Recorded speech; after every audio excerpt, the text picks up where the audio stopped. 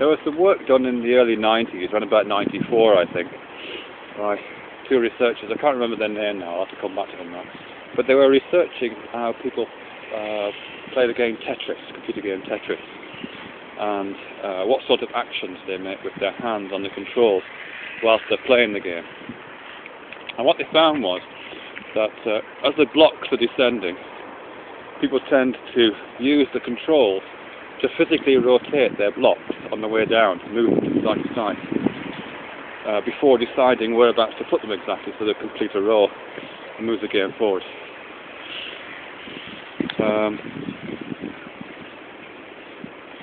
What they moved on to was I think they used EEG, but maybe an fMRI, I can't remember exactly. They used some sort of brain monitoring technique to find out what was happening with that, particularly to do with the speed at which they were able to make decisions. And what they found is that compared to players of Tetris who didn't actually physically move the blocks, but just sort of mentally imagined them moving, the players who physically moved them using the controls were able to make faster responses and ultimately did better at the game. What seems to have been happening there is that some of the sort of cognitive resource load has been shunted away from the brain, away from neuronal action, into the body itself and into its relationship with the world, so that the players weren't simply having to imagine moving the blocks around, the blocks were being moved around physically. That reduced the resource drain on cognitive operations, and those operations were able to be, those resources were able to be better spent actually spent playing the game itself.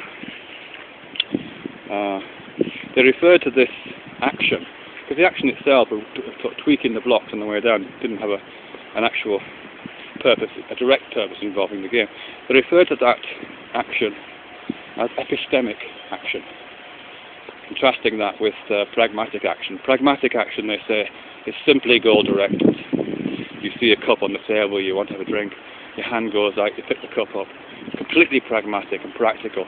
That contrasts with what these researchers refer to as epistemic action, which is action which uses the environment and the body's relationship to the environment and the world to assist in the carrying out of cognitive tasks. The action itself doesn't have a direct practical goal. They also generalised that idea of epistemic action out to great observations really about other uses of those sort of actions. I'm particularly thinking of some work they did with novice chess players, or an observation they made about novice chess players, who when they're playing tend to, while they're thinking about what move to make, they tend to pick up the piece that they're considering moving and try it out in various places. It seems to allow a player to better imagine what the consequences of a particular move would be. Actually physically move. There's no obvious reason why that would be the case. It does indeed seem to be the case that it's easier if you do that. Again, presumably because obviously resources are being freed up. You're not having to use part of your cognitive resource to mentally visualise that piece, mentally visualise the various things that are happening to it. You're physically doing that in the space outside of your body. Generalising even further, that idea of epistemic action has been also applied to the use of sort of cultural tools like writing and calculators and the abacus and the various extensions of the body and extensions of the mind, which all of us use all the time, including this mobile phone I'm talking on right now, which allows thought process to be offloaded or outsourced away from the inside of the brain, the inside of the head, to actual physical embodied action in the world. One of the, for me at least, one of the odd implications of that is how it suggests a kind of redefinition of what thinking is, what thought is. When I imagine thought, without thinking about it too much, when I just sort of intuitively imagine it, I imagine it as something which happens purely inside my head. It happens between neurons, Actually, if I'm honest, I'm not even sure that it's between neurons in my imagination. I sort of imagine it's a kind of a cloud, I suppose, inside my mind, which occasionally forms into images. So there's something, but wherever it is, it's happening inside my head.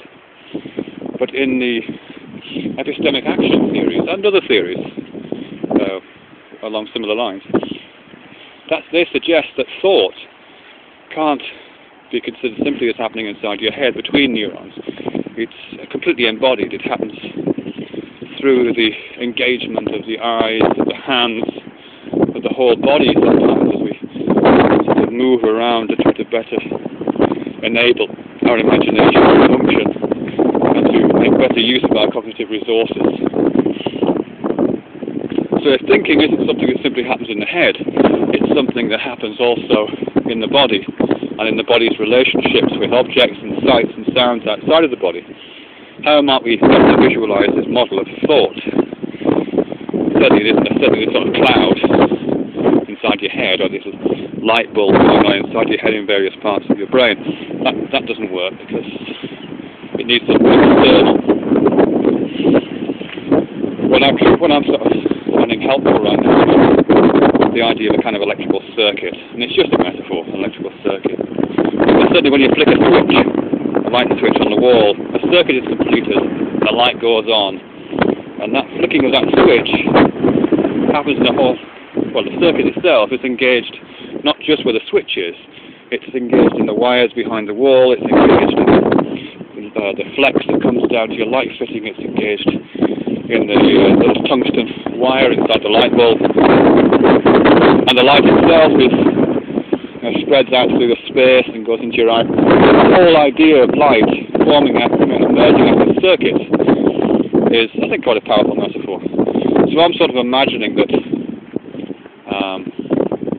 that thought, which is not constrained within the body, epistemic, and which embraces the idea of epistemic action, thought is emerging from a kind of circuit. So when I'm seeing this tree over here, what's kind of happening is the tree, my eyes, the space between my eyes and the tree, the space between the front of my eye and the back of the eye, all the contents of my eye, the optic nerve, the V1, V2, all the rest of the other visual centres of the brain. Also those centres of the brain to do with movement, because obviously as I move around, the tree stays stable. It's just part of my brain which is calculating what it would look like from different angles. It's an active vision process that's happening. All those elements are involved in a kind of circuit, and thought is that circuit. I don't want to say it emerges from that circuit, but thought is somehow related to that circuit. And I can't, if I'm going to have the thought of that tree, it has to include the tree and every other element of that circuit, in the same way that flicking a light switch has to include the wires and the flexes and the tungsten coil inside the light bulb.